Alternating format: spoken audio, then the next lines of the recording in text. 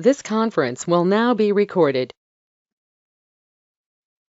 Y ahora sí empezaremos revisando primero este artículo de la revista Radiology, que es un documento de posición de la Sociedad Fleischner, que como ustedes saben, no está formada solamente con radiólogos, sino también está formada por neumólogos, cirujanos de tórax, eh, médicos internistas, terapia respiratoria, etcétera, cardiólogos también.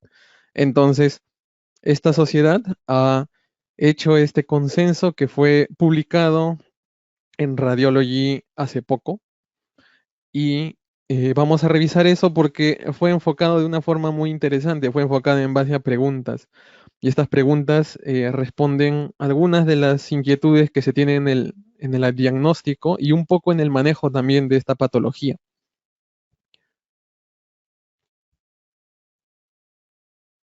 Bueno, como siempre, el copyright disclaimer, porque este artículo ha sido descargado legalmente desde la página de Resna y está siendo usado como fines educativos y no con otro fin. Este es el artículo en cuestión, en la página de NCBI lo pueden ver. Este artículo fue descargado, si bien es cierto, de la página del Resna, pero pueden acceder a todos en este momento, por ejemplo, porque es un artículo libre. Ahora sí, este artículo empieza con las definiciones de la hipertensión pulmonar. La definición de la hipertensión pulmonar se define como una presión en la arteria pulmonar mayor de 20 milímetros de mercurio. Anteriormente era 25, pero ahora es 20 milímetros de mercurio. Y este es el diagnóstico definitivo, es decir, todo lo que vamos a ver en las imágenes va a ser signos, hallazgos radiológicos que nos van a permitir sospechar hipertensión pulmonar, pero como vamos a poder ver después, ninguno de ellos se correlaciona de forma directa, al menos aún no satisfactoriamente, con la medición de la presión arterial pulmonar, pero sí se correlacionan con la gravedad.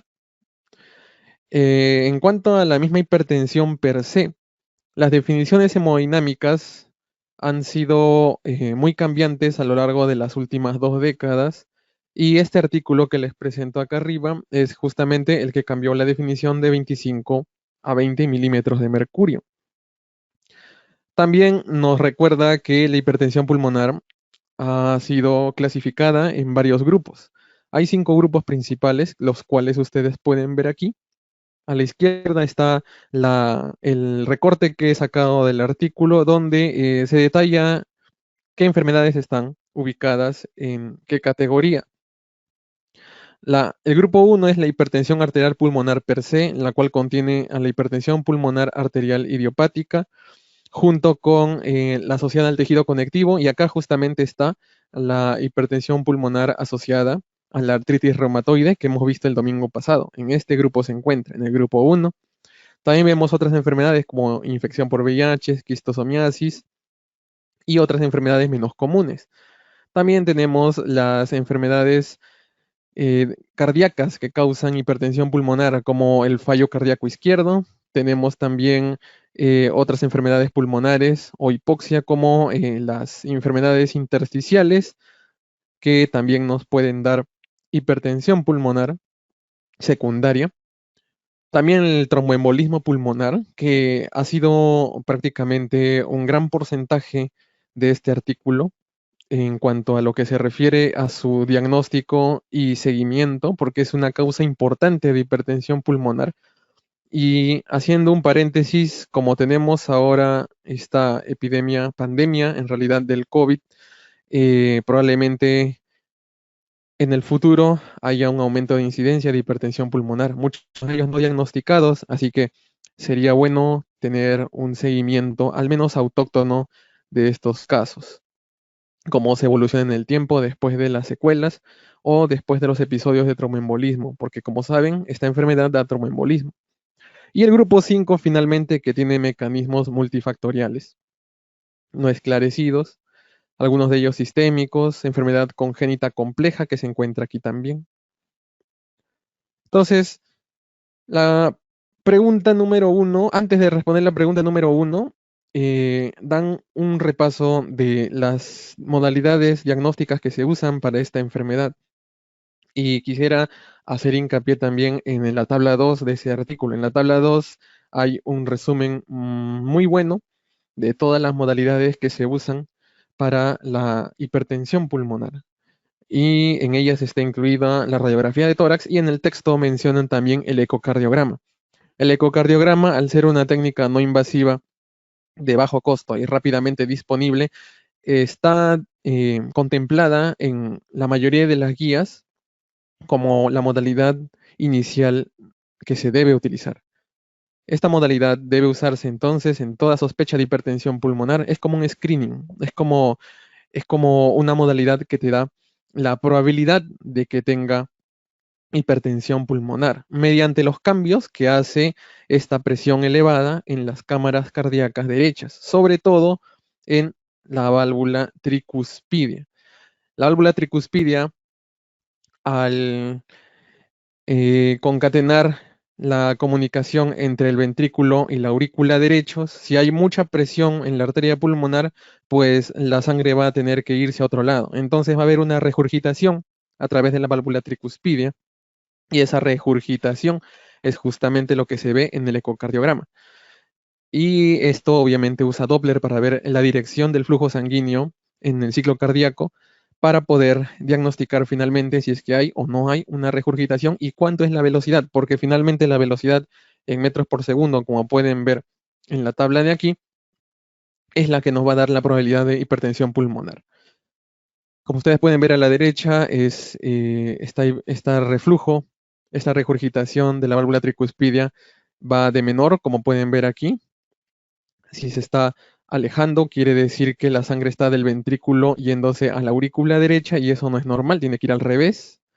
En cambio acá se está alejando, esta es mucho más severa, el flujo de sangre que sale del ventrículo hacia la aurícula con la regurgitación es mayor, es una regurgitación más severa y aquí es ya una regurgitación muy, muy marcada, donde se combinan los dos flujos de sangre, ¿no? Entonces, justamente esa velocidad es la que nos da la probabilidad de hipertensión pulmonar. Hay otros signos que también los menciono aquí y que ustedes lo pueden ver con gran detalle en las tres referencias de acá abajo. Estas tres referencias incluyen dos guías europeas donde nos mencionan justamente el papel importante que da la ecocardiografía en el screening de hipertensión pulmonar. Así que todos los pacientes tienen que hacerse eso desde el inicio. La radiografía de tórax también es mencionada. Sin embargo, la radiografía de tórax es un examen que, si bien es cierto, también es de buena disponibilidad y no es tan complejo de hacer como la resonancia o los exámenes de medicina nuclear, eh, ha caído en un rincón considerándose que este estudio no es muy sensible a los cambios precoces, que es lo que se busca finalmente. Ha habido algunos textos antiguos donde, desde los tiempos donde no se usaba ni la resonancia ni la tomografía como exámenes sistemáticos, donde se buscaban signos específicos de hipertensión pulmonar, no solo arterial, sino también venosa. Entonces, hasta cierto punto, dependiendo obviamente del cuadro, es posible distinguir entre hipertensión pulmonar venosa versus arterial, justamente porque se puede apreciar estos cambios de acá. Acá a la izquierda tenemos una circulación normal, las venas que vemos aquí de color negro y las arterias de color gris. Cuando hay hipertensión arterial pulmonar, normalmente hay cambios de flujo, aumento del volumen, tanto del flujo sanguíneo de la arteria, pero no de la vena, como en este caso. Este de acá es una hipertensión arterial pulmonar, el de acá de la derecha. ¿Por qué? Porque la arteria pulmonar está incrementada de volumen, de grosor, y los vasos están tortuosos. Eso se ve también en la radiografía, con el hilio prominente. Sin embargo, los vasos de las venas, que corresponden a las venas pulmonares, que son estos de aquí, como ustedes saben, dos derechos, dos izquierdos, están delgaditos y casi ni se ven. Esto porque la sangre que retorna es poca. La mayoría de sangre se queda antes de los capilares pulmonares cuando hay hipertensión. Y cuando hay hipertensión venosa, ya sea por causa cardíaca, por ejemplo, estenosis mitral o regurgitación mitral, que es una de las causas más frecuentes de hipertensión venosa pulmonar, a su vez el flujo de sangre regresa a través de las venas pulmonares, capilares pulmonares, arterias pulmonares hacia las cámaras derechas. Entonces ahí todo va a estar dilatado y aumentado de tamaño, tanto las arterias como las venas. Incluso va a haber un poco de edema si es que es ya un cuadro muy agudo. Hipertensión venosa pulmonar en el centro, hipertensión arterial a la derecha, circulación pulmonar normal. Sin embargo, el grado de hipertensión no se correlaciona con los hallazgos radiográficos, así que simplemente es tomado como un examen inicial que tiene un rol limitado, sobre todo en la evaluación tanto del grado de hipertensión como de la etiología de la hipertensión. Tanto así que una radiografía normal no la descarta. Recomiendo leer también esta referencia de Radiographics del 2012, donde se mencionan justamente estos signos y fuentes adicionales donde podrían darle más luces, ya que en nuestro medio, sobre todo acá en Capital, no es muy frecuente tener a mano tanto la resonancia como los exámenes de medicina nuclear. La tomografía tal vez sí, pero la radiografía sigue siendo por ahora uno de los exámenes más importantes iniciales. Ahora, en cuanto a las preguntas, la pregunta uno que menciona esta posición, este documento es si las imágenes no invasivas son capaces de identificar la hipertensión pulmonar. La respuesta es que sí, y eso mediante varias mediciones, varios parámetros. Estudiando las diversas referencias que tienen acá, llegaron a la conclusión de que se podría dividir a los pacientes en cuanto a su riesgo. Bajo riesgo, riesgo intermedio y alto riesgo de desarrollar hipertensión pulmonar.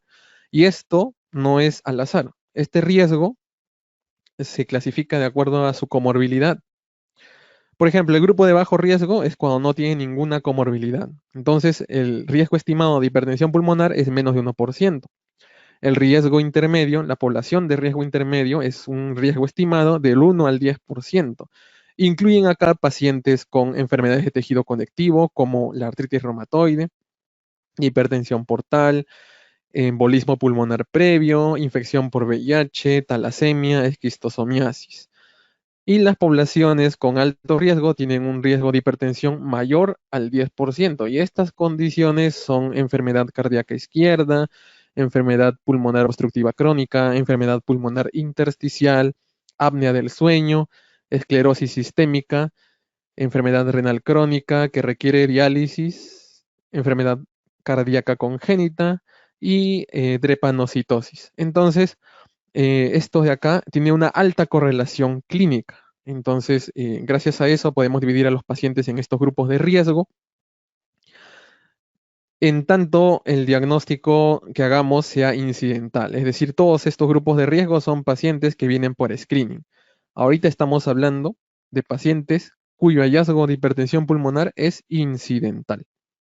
En cambio, cuando deja de ser incidental y ya tiene síntomas clínicos, intolerancia al ejercicio u otros hallazgos también, por ejemplo, por ecocardiograma de hipertensión pulmonar, entonces cualquier medición que hagamos, sobre todo del diámetro de arteria pulmonar y el ratio, la tasa del diámetro arteria pulmonar aorta, cualquier valor, cualquier medida va a ser irrelevante con respecto a la probabilidad, ya que la sospecha clínica, la sospecha ecocardiográfica es mucho mayor.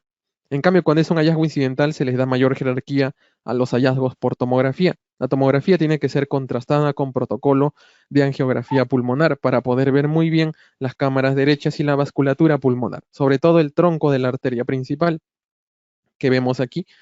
Esta medición tiene que ser hecha antes de su bifurcación en el ancho mayor y comparado en un mismo corte con la aorta. Al menos eso han hecho en todos los estudios de los cuales se han guiado.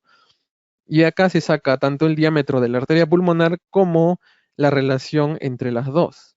Y acá ustedes pueden ver cómo es que entre los grupos de riesgo se puede variar para tener puntos de corte adecuados y poder estratificar a la población.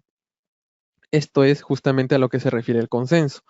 Ahora, otras referencias que he citado este estudio usan otras mediciones aparte de estas dos, que son las principales. Usan, por ejemplo, la relación entre los diámetros ventriculares derecho e izquierdo, por ejemplo, que tiene que ser mayor o igual a 1.2.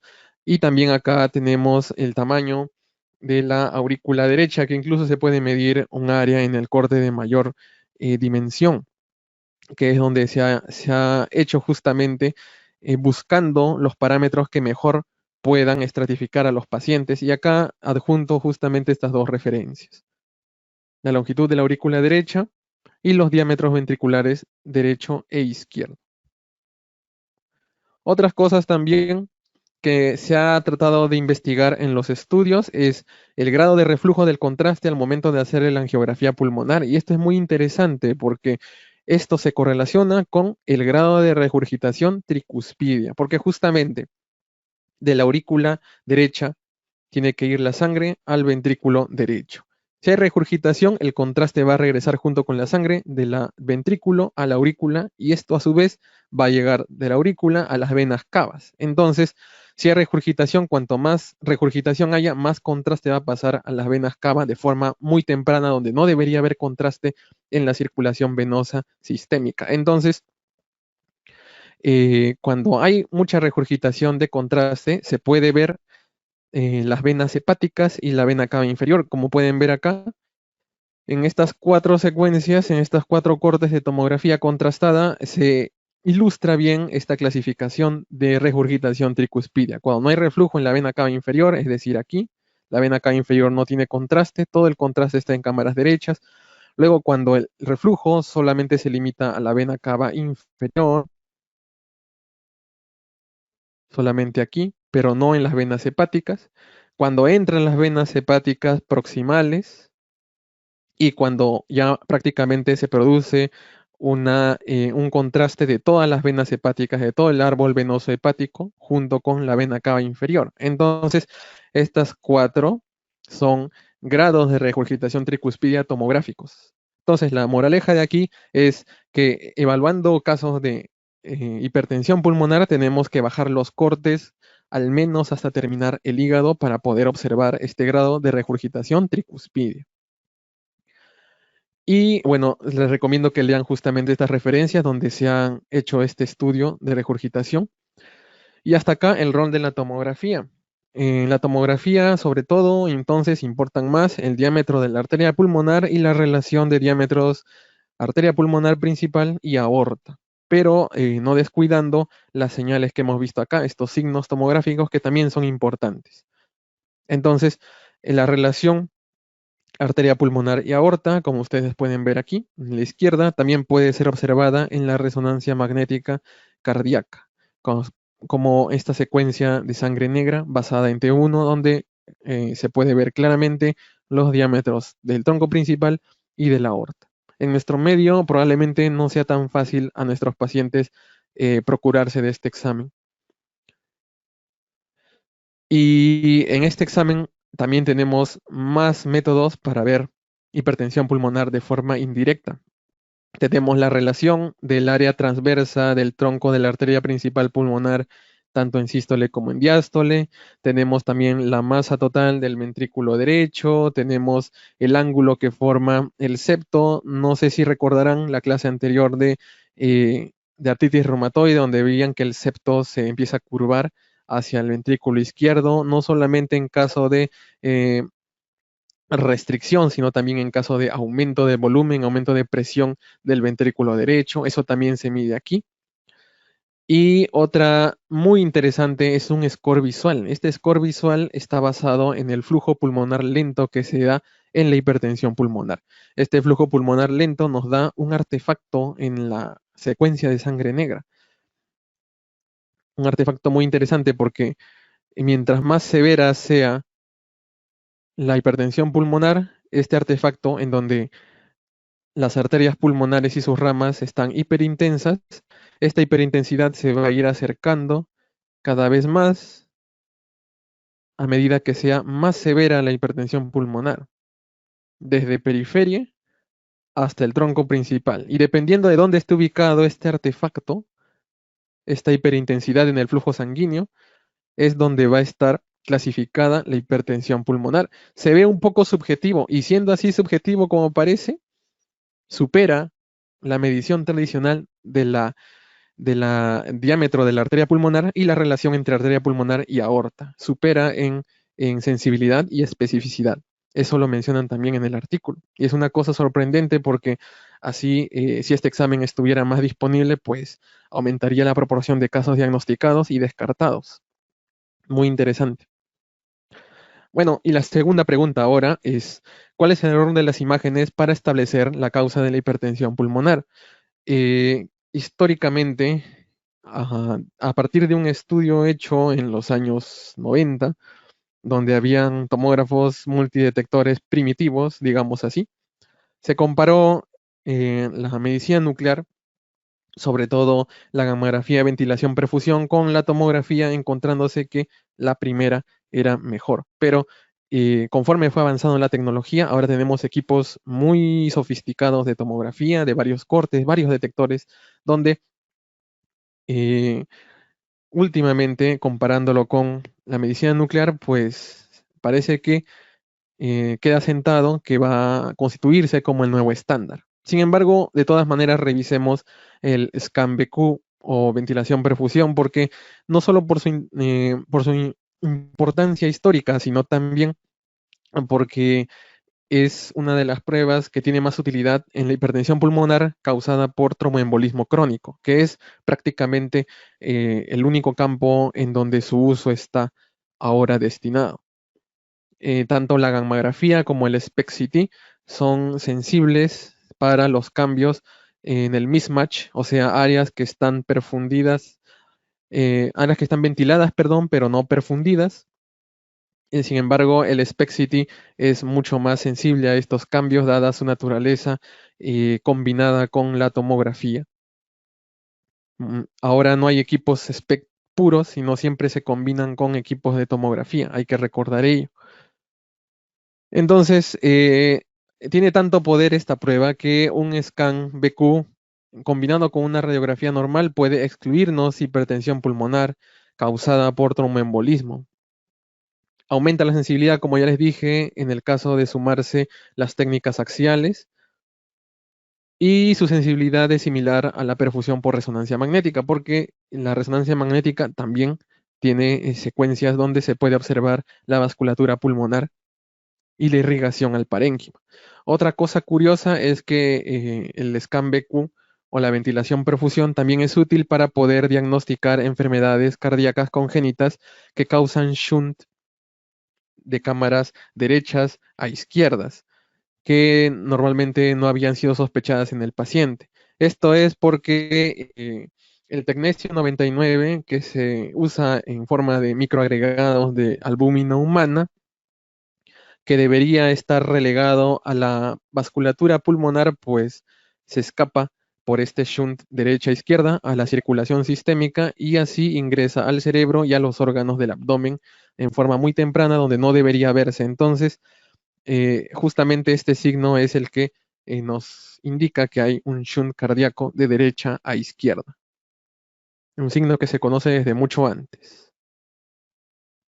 Ahora, la tomografía no contrastada tiene un rol en reconocer características de patologías que pueden causar de forma secundaria la hipertensión pulmonar, es decir, patologías pulmonares intersticiales o EPOC del grupo 3 o otras patologías del grupo 5.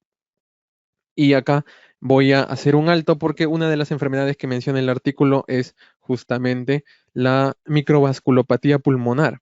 La microvasculopatía pulmonar es una enfermedad que afecta a los capilares pulmonares y que histológicamente tiene varias características que han sido, por ejemplo, publicadas en esta referencia y que se han visto no solamente en casos de hipertensión pulmonar idiopática, sino también en hipertensión pulmonar por tromboembolismo, hipertensión pulmonar por falla cardíaca izquierda, y entonces se llega a la conclusión cada vez más de que conforme pasa el tiempo con hipertensión pulmonar, hay un daño a los capilares, un daño a la microvasculatura pulmonar, algo así como lo que causa la hipertensión arterial en la microvasculatura sistémica. Entonces, ¿cómo se traduce este daño? Hay micronódulos centrilobulares, hay neovascularización periférica, que muchas veces es difícil de ver, y también hay áreas puntiformes de atenuación en vidrio esmerilado dispersas, como pueden observar en estas imágenes. Ahora, hay una enfermedad en particular que puede ser detectada por tomografía no contrastada y que causa hipertensión arterial pulmonar, que está justamente en el grupo 1.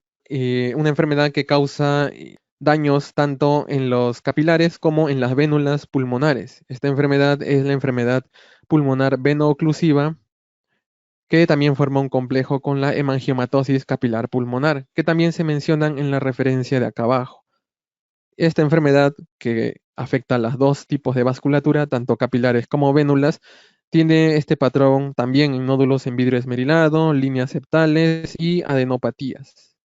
Como ustedes pueden ver acá, adenopatías, líneas septales y micronódulos en vidrio esmerilado que se distribuyen por todos los lóbulos. Estos pacientes son difíciles de tratar porque el tratamiento para las enfermedades que causan hipertensión pulmonar normalmente son fármacos que causan vasodilatación, como por ejemplo los antagonistas de receptores de endotelina, pero en estos pacientes que tienen enfermedad de la microvasculatura causa edema pulmonar, a veces severo, a veces mortal. Así que estos pacientes constituyen todo un reto en la terapia. Y eso también lo mencionan en la segunda pregunta. Esta es la importancia entonces de la tomografía no contrastada, reconocer signos de las enfermedades que causan hipertensión pulmonar en los grupos 3 y grupo 5. En cambio, la tomografía contrastada nos va a servir bastante para no solamente el tromboembolismo crónico, que es el grupo 4, u otras patologías, como por ejemplo patologías cardíacas congénitas, que las vimos en el grupo 5, sino también las anomalías cardiovasculares del grupo 1. Y en este caso hay que recalcar que la tomografía computarizada contrastada es el estándar ahora actual para el tromboembolismo por el tromboembolismo crónico que induce hipertensión pulmonar. Entonces, aquí podemos observar las cámaras derechas y el tronco pulmonar arterial principal que está dilatado, en este caso de hipertensión pulmonar. Pero ¿qué vemos más? Vemos aquí también defectos de relleno. En el caso de las ramas de las arterias pulmonares, derecha e izquierda, vemos algunas estrecheces, estenosis de estas ramas, que son justamente signos de tromboembolismo pulmonar crónico. Vemos también el lumen que está muy disminuido de diámetro. Vemos membranas también. Acá también se puede ver defectos de relleno, en este caso en una de las ramas superiores de la arteria pulmonar derecha. Acá también se puede ver lo mismo. Y otra cosa que es frecuente encontrar es la sinuosidad, la tortuosidad de las arterias bronquiales, que justamente el artículo menciona que es una especie de adaptación al hacer shunts, al hacer comunicaciones con la circulación pulmonar y así mantener la irrigación, evitando zonas de infarto pulmonar. Cuando no se desarrollan estos shunts, estas comunicaciones con las arterias bronquiales, es cuando la trombosis, sobre todo de vasos periféricos pulmonares, es demasiado severa y estos pacientes tienen peor pronóstico. Entonces, el desarrollo de comunicaciones de la circulación pulmonar con la sistémica es justamente un proceso de adaptación.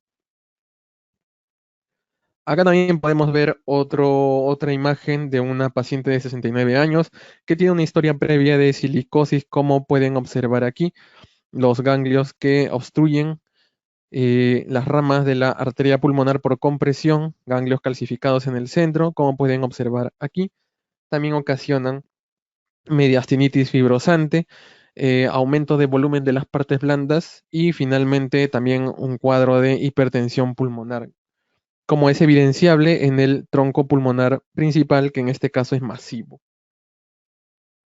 Como parte del grupo 5 también, enfermedades sistémicas o de otra etiología. Ahora, la perfusión tomográfica mediante Dual Energy es muy importante también. Es muy importante porque permite usar mapas de yodo. Estos mapas de yodo son valiosos porque así permiten hacer mapas de perfusión, cuadros donde podemos observar las áreas pulmonares no perfundidas, que muchas veces no dan mosaico de perfusión y son difíciles de ver en una tomografía convencional. El Dual Energy puede lograr verlas y hay más especificidad y sensibilidad que el scan de ventilación-perfusión, que la medición nuclear. Y justamente en la fase tardía es donde se observa el valor de la circulación, de esa comunicación entre circulación sistémica y pulmonar. ¿Por qué? Porque mientras menos áreas hipoperfundidas se vea en la fase tardía, quiere decir que hay shunt sistémico pulmonar funcionante. Cuando no hay, es porque hay un embolismo pulmonar, sobre todo en vasos periféricos. Ahora, la pregunta 3 también es interesante. La pregunta 3 es cómo determinar la severidad y complicaciones de la hipertensión pulmonar por imágenes. En este caso, hay tres cosas que el artículo nos menciona. Una son las consecuencias del ventrículo derecho, el famoso cor pulmonar, porque el ventrículo derecho finalmente termina cediendo y termina aumentando la cantidad de sangre que almacena, incluso termina por hacer una falla cardíaca muy peligrosa que finalmente termina matando al paciente. Una vez que se hace el diagnóstico de cuerpo pulmonar, pues la terapia vasodilatadora tampoco tiene mucha utilidad, solamente hay una mejora temporal. Y para ese diagnóstico, para esos cambios en el ventrículo derecho, tanto en su dilatación, en el cambio, por ejemplo, del septo cardíaco, en los cambios en su dinámica, en su cinética, en su movimiento a lo largo de todo el ciclo cardíaco, es en la práctica equivalente o mejor la resonancia magnética que la ecocardio, aunque la ecocardio es de hecho más barata y más asequible. También va a haber, como mencionamos antes, enfermedad de pequeños vasos en todas las presentaciones de hipertensión pulmonar, desde las causadas por enfermedades secundarias como el tromboembolismo hasta justamente las patologías de las vénulas y la microvasculatura pulmonar, la venoclusiva y la hemangiomatosis. Entonces, para ello también es muy útil ciertas programas que se pueden utilizar tanto en la tomografía, en la resonancia y en la angiografía por sustracción digital que pueden darnos una idea de qué tan ramificados están los vasos. Mientras menos complejos sean los vasos y más abultados estén, quiere decir que hay un mayor grado de compromiso de la microvasculatura. A eso se le llama geometría fractal. Y al último, hay una complicación peligrosa que es justamente consecuencia de la dilatación de la arteria pulmonar que al volverse muy gruesa, pues comprime las arterias coronarias, sobre todo del lado izquierdo, y puede ocasionar cuadros de isquemia miocárdica muy severas que justamente aunados a todo este cuadro donde el corazón ya de por sí está luchando contra la hipertensión, pues hacen que el paciente no tenga buen pronóstico. También puede haber disección del tronco pulmonar, que son cuestiones ya de emergencia, cuya supervivencia es muy baja. Prácticamente la mayoría se diagnostica en la autopsia en un 80% de casos. Para todo ello, la angiotomografía es muy útil. Ahora, la pregunta 4, ¿cómo deben usarse las imágenes para evaluar la hipertensión pulmonar causada por tromboembolismo crónico? Sobre todo antes del tratamiento, pues hay que tener en cuenta que hay dos tipos de tratamiento. La hipertensión pulmonar causada por tromboembolismo crónico puede ser operable o no operable dependiendo de su evaluación inicial, obviamente después de todos los exámenes auxiliares. La operable usualmente va a terminar en una endarterectomía pulmonar, es decir, se le saca los trombos, se le trata al vaso de desocluir. En cambio, cuando no es operable, entonces se utiliza terapia vasodilatadora con o sin angioplastía pulmonar con balón, que es algo que nuestros colegas intervencionistas conocen bien. De hecho, que el paciente va a tener una terapia de anticoagulación por toda su vida. Eso sí es para todos los pacientes. ¿Qué criterio es de que sea operable o no operable? Eh, Cuando tiene obstrucciones arteriales muy distales, es decir, en los vasos más allá de los segmentos subsegmentarios para periferia, pues es más difícil poder operar, más difícil sacar esos trombos porque esos vasos son muy pequeños y son inalcanzables en una cirugía. Cuando hay enfermedad microvascular, la que les mencioné, la que afecta las vénulas, la que afecta los capilares pulmonares, las arteriolas, esa enfermedad que está asociada a la hipertensión pulmonar crónica, pues tampoco es operable porque por más que saquen los trombos a este paciente, es probable que no mejore casi nada su cuadro clínico, ya que este problema es a nivel de microvasos. Después está la resistencia vascular pulmonar muy incrementada, que también es consecuencia de la enfermedad de microvasos, y las comorbilidades intrínsecas que hacen que un paciente no sea operable. Y también tiene que ver la localización y tipos, obviamente, de tromboembolismo pulmonar crónico. Y acá a la izquierda vemos la clasificación quirúrgica de la Universidad de California en San Diego. Esta clasificación quirúrgica es naturalmente usada en el reporte operatorio. Después de la operación, eh, dependiendo de qué es lo que se haya obtenido, pero refleja mucho lo que se puede encontrar en la tomografía contrastada, ya que, por ejemplo, en los niveles del 1 al 3 son accesibles, pero el nivel 4, que es el más periférico, no es accesible. El nivel 1 involucra ambas o una de las arterias pulmonares principales. El nivel 2 empieza en las ramas lobares. El nivel 3 de los vasos segmentarios y el nivel 4 ya es subsegmentario, es el que tiene peor pronóstico porque es el que está más periférico. Luego, otra cosa que nos menciona el artículo es que el angio-CT tiene buena correlación con justamente los hallazgos operatorios en la endarterectomía. Tiene buena correlación con esta escala de aquí, la escala de San Diego. La angiografía digital por subtracción que vemos aquí ha sido históricamente la más usada en la evaluación preoperatoria y en la posoperatoria. Sigue siendo usada bastante en el posoperatorio, pero en el preoperatorio muchos colegas prefieren la angiotomografía pulmonar. Sin embargo, hay que recalcar que la hipertensión pulmonar en su compromiso hemodinámico y en severidad, es decir, en la misma severidad de la hipertensión pulmonar que nos da la medición directa de la presión arterial de forma invasiva, no hay correlación con las imágenes, porque en muchos de estos casos hay remodelación de vasos pequeños, la enfermedad microvascular que les mencioné. Entonces, puede ser que encontremos un angiotem casi normal, pero tener una presión pulmonar muy elevada. Y esto es porque hay enfermedad justamente de la microvasculatura. También la hipertrofia de arterias bronquiales, que ya les mencioné que es un efecto adaptativo. Y la trombosis distal difusa, que es de mal pronóstico, como les he mostrado aquí. Tenemos estos cambios, estos defectos de relleno de forma abrupta que interrumpen el flujo de la sangre en las arterias pulmonares, zonas donde está irregular las paredes, zonas de estenosis, zonas de membranas internas.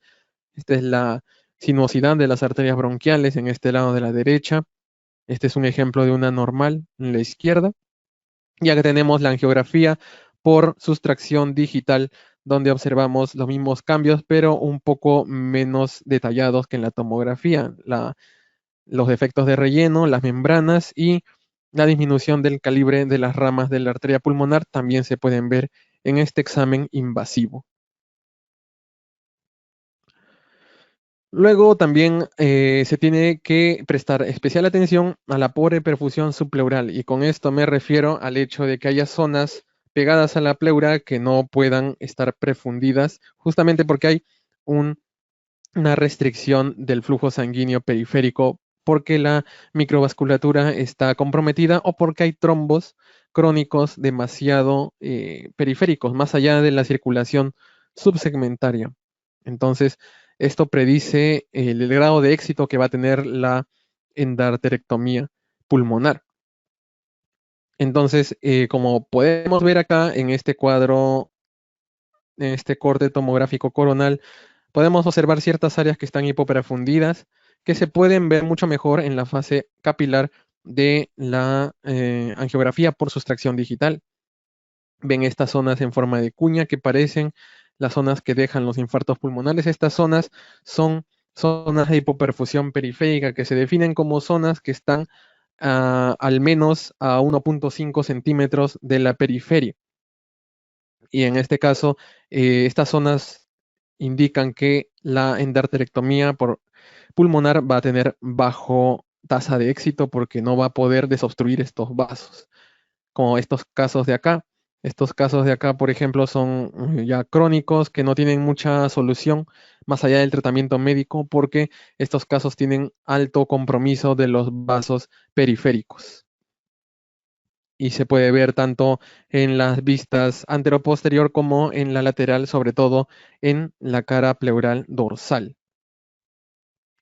Y también tenemos para la angioplastía pulmonar con balón una clasificación angiográfica que es la de Kawakami, que es interesante, no está en el artículo, pero sí está referida como una de sus fuentes, así que la pongo aquí.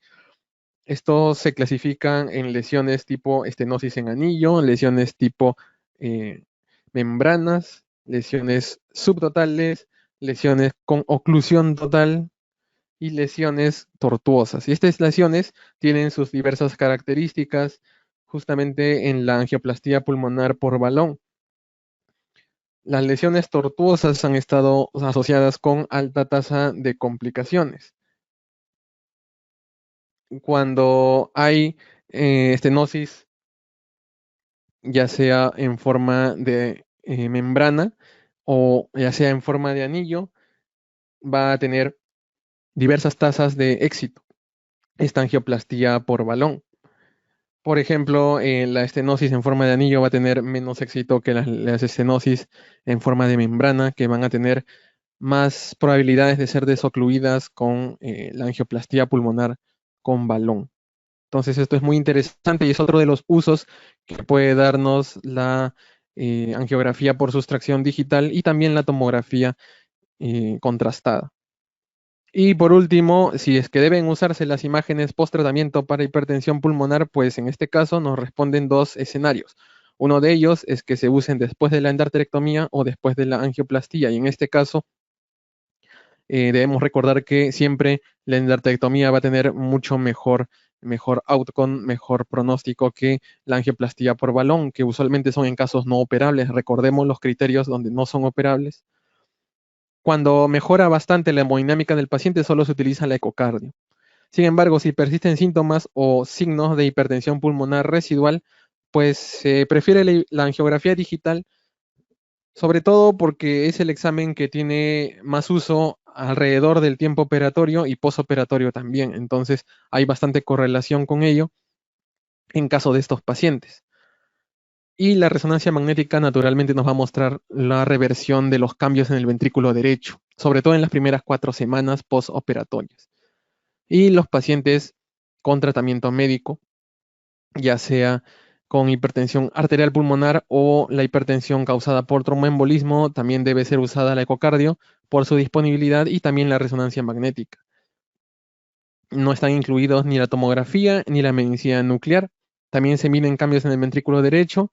Sin embargo, hay que recalcar que la resonancia magnética no tiene aún buena correlación con la presión pulmonar. Y tenemos también otras modalidades que están empezando a usarse más, como por ejemplo la resonancia en contraste de fase, que es una especie de captación de las diferentes velocidades del flujo respecto a los cambios que hay en las diferentes secuencias y que ahora está extendiéndose mucho su uso en el hemisferio norte. Y también un tipo muy especial de resonancia magnética, la resonancia magnética que incluye tanto imágenes por perfusión como por ventilación, porque al paciente se le da para inhalar helio o xenón, y eso hace que los pulmones puedan verse y hace un equivalente un poco extraño de la ventilación-perfusión que vimos en la medicina nuclear.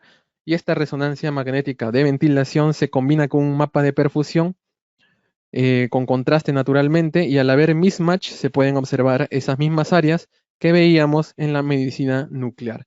Esta modalidad de resonancia magnética por ventilación no está muy extendida y lo más probable es que quede como algo experimental, dado que el helio es muy caro y los costos serían muy altos para el paciente. Entonces, esto es todo lo que nos dice el artículo y en un resumen es muy bueno este cuadro que menciona esta referencia de acá, que también usa el artículo y que nos menciona lo que hemos dicho a lo largo de toda la exposición, que la ecocardiografía es el primer examen a realizar y todos los otros análisis que estemos usando, ya sea tomografía contrastada, tomografía dual energy o gammagrafía, SPECT-CT, ventilación, perfusión o incluso resonancia magnética, tienen que ir dirigidos a descartar grupos 2, 3, 4, 5 y la mayoría de grupo 1 hasta que nos encontremos con las causas idiopáticas o hereditarias al final. Es decir, estos diagnósticos son por descarte, por exclusión. Eso es muy importante recordar. Eso es todo, entonces. Espero que les haya sido útil esta exposición.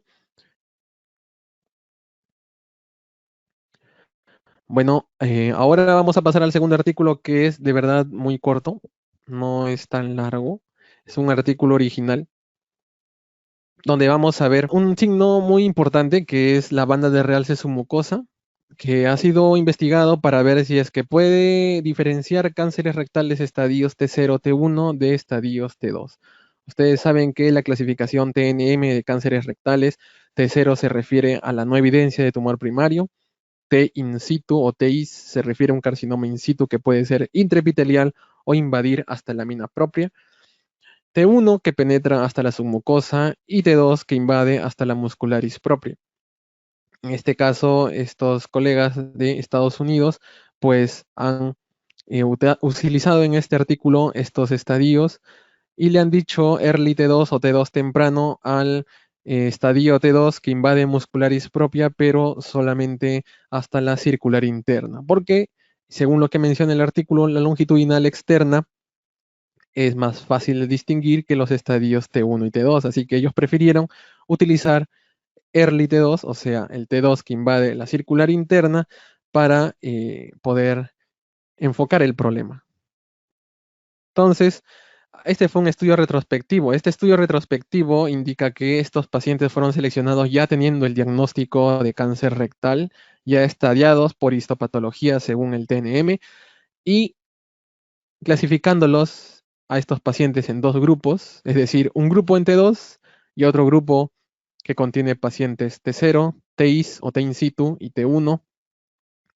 Estos dos grandes grupos revisaron sus resonancias magnéticas posteriores y encontraron los hallazgos que estaban estudiando o que quieren estudiar. No solamente se enfocaron a la banda de realce submucosa, sino también a otros signos que vamos a detallar después, porque quisieron encontrar en realidad varios factores, varias variables que puedan ayudar a la diferenciación de estas dos categorías.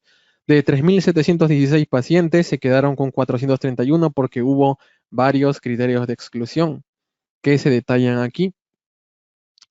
Pacientes que ya habían sido manipulados, habían sido operados, pacientes que hayan tenido tumores de alto estadio como T3 o T4.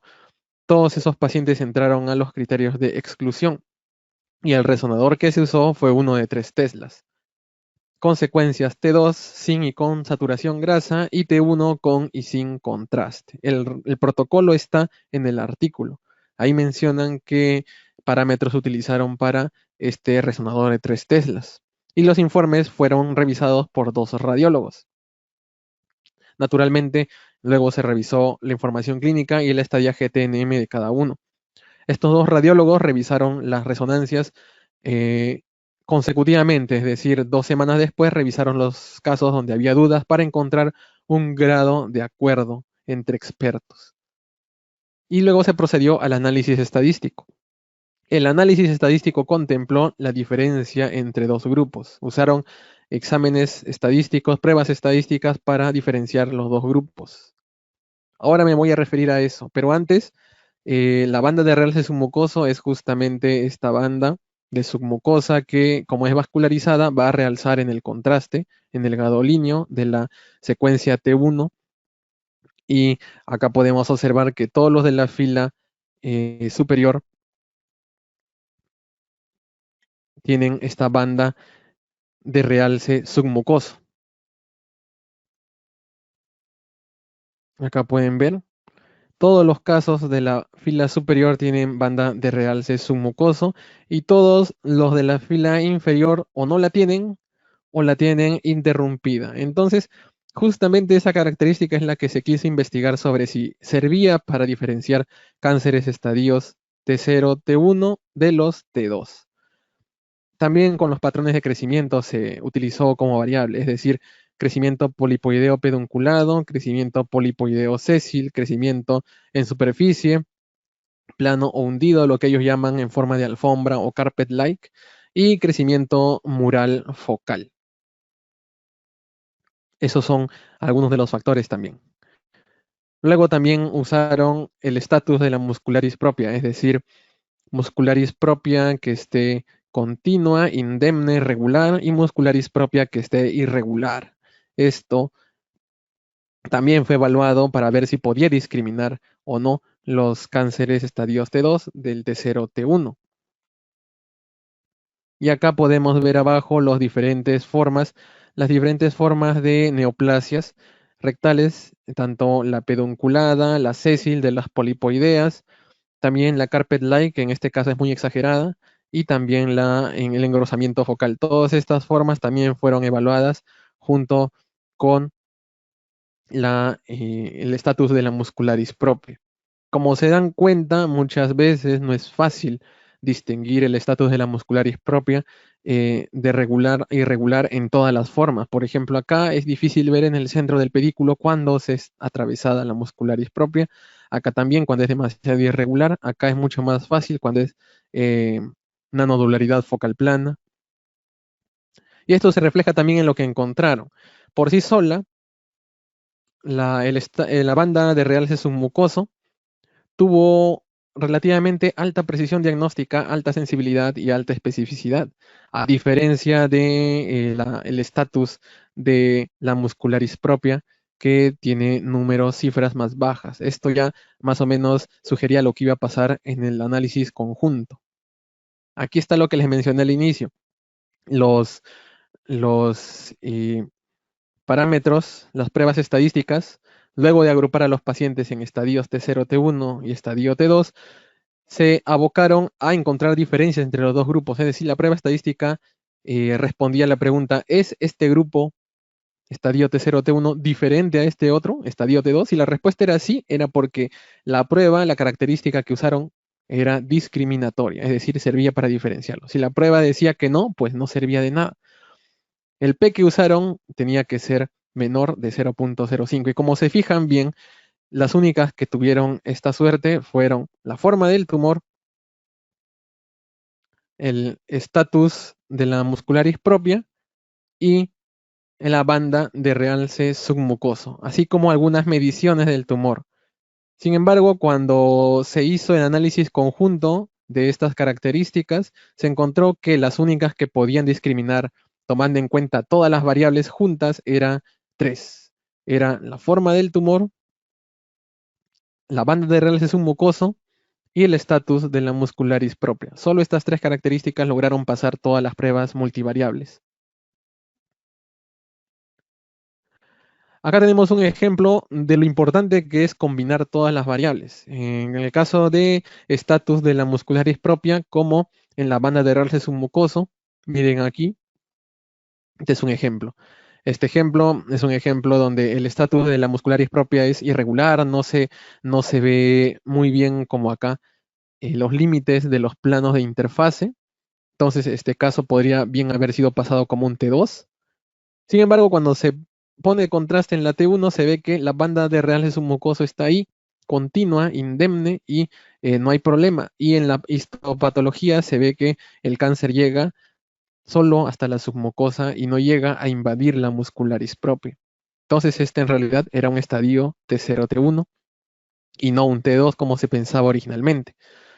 Acá se ve el estatus de la muscularis propia, que parece normal, parece una banda regular, perdón, con buena interfase con la grasa perirectal. Y cuando se ve la banda de realce submucoso, se ve que hay ciertos puntos donde es hipointensa, no capta contraste, está interrumpida, ¿no es cierto? A diferencia de esta, ¿no? Que está normal, que está continua, acá no se ve así. Entonces, en la histopatología se ve que justamente el cáncer, que es este conjunto de células, han penetrado hasta la muscularis propia, que es hasta acá.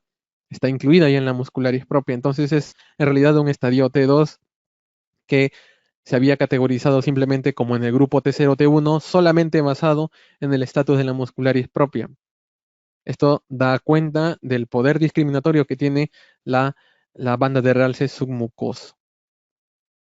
Este es un gráfico donde se muestra en general todos los casos que han analizado, los 400 y pico casos que han analizado, cada fila, cada columna bien delgadita es un paciente y como se pueden ver acá, todos los pacientes en estadio T2, en el caso de la banda de realce submucoso, la mayoría está de color anaranjado, lo que quiere decir que la mayoría no tiene banda de realce submucoso, lo cual se contrasta con los estadios T0, T1. Todos estos pacientes, la mayoría están en blanco, quiere decir que la mayoría sí tiene banda de realce submucoso. Entonces es una buena característica discriminatoria entre los estadios T0, T1 y T2 del cáncer rectal. No así tanto el estatus de la muscularis propia, que ciertamente es irregular en el estadio T2, pero también el estadio T0 y T1 tienen varios casos de este tipo.